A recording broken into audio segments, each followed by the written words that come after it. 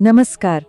कभी ऐसा हुआ है कि दुनिया की आलोचना या उसके शोर से परेशानी हुई हो? आज हम संत कबीर के सदियों पुराने ज्ञान में उतरेंगे और इसी प्रॉब्लम का एक बहुत ही पावरफुल सॉल्यूशन खोजेंगे।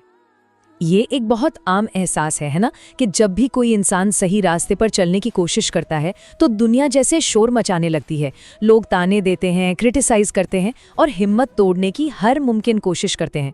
पर संत कबीर कहते हैं, अगर ऐसा हो रहा है तो ये एक सिग्नल है, सिग्नल की ज्ञान का रास्ता मिल गया है।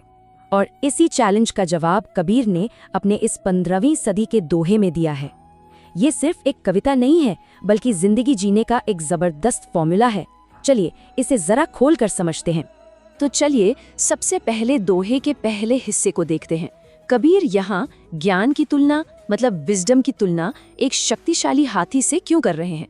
क्या मतलब है इसका? देखिए, कबीर कहते हैं कि ज्ञान एक हाथी जैसा है, एकदम मजबूत, ऊंचा और स्थिर।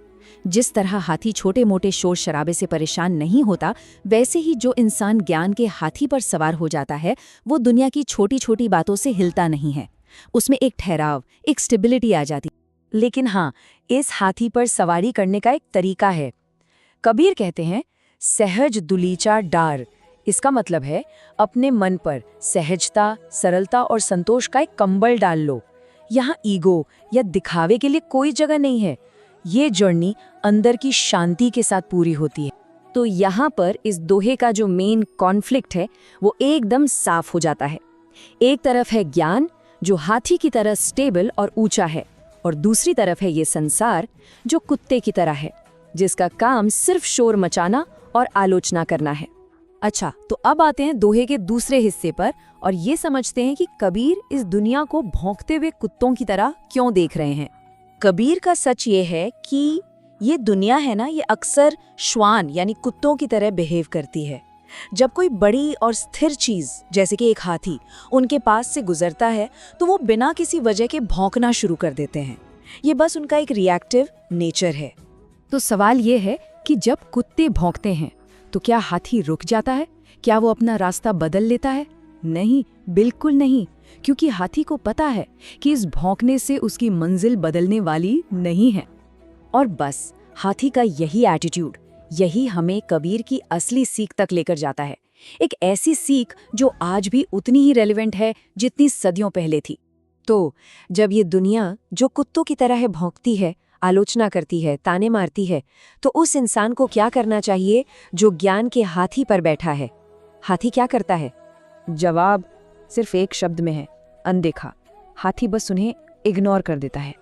और यही आती है दोहे की सबसे पावरफुल लाइन, भूकन दे झक मार। मतलब उन्हें भौंकने दो जब तक वो खुद थक कर चुप ना हो जाएं।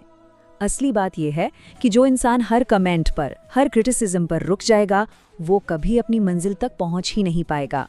हाँ, सुनने में तो ये सब बहुत अच्छा लगता है, पर सवाल ये है कि ये 600 साल पुरानी बात आज की लाइफ में, हमारी मॉडर्न लाइफ में कैसे काम आती है?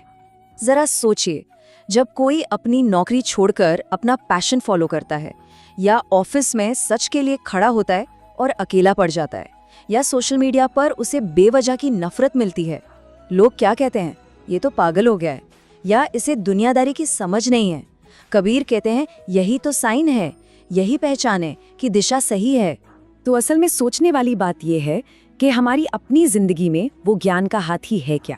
वो कौन सा प्रिंसिपल है, कौन सा गोल है, या कौन सा विश्वास है जो हमें स्टेबिलिटी देता है, जिस पर हम सवारी कर सकते हैं? तो कबीर का पूरा संदेश इन 3 सिंपल स्टेप्स में समझा जा सकता है। पहला, ज्ञान के हाथी पर सवार रहो। दूसरा, अपने मन को सहज और शांत रखो। और तीसरा, दुनिया के भौंकने से परेशान हुए बिना बस आगे बढ़ते रहो। क्योंकि आखिर में सबसे बड़ी सच्चाई यही है कि जो इंसान ज्ञान में टिक गया, जो अपने रास्ते पर मजबूती से खड़ा है, उसे दुनिया की कोई भी ताकत हिला नहीं सकती।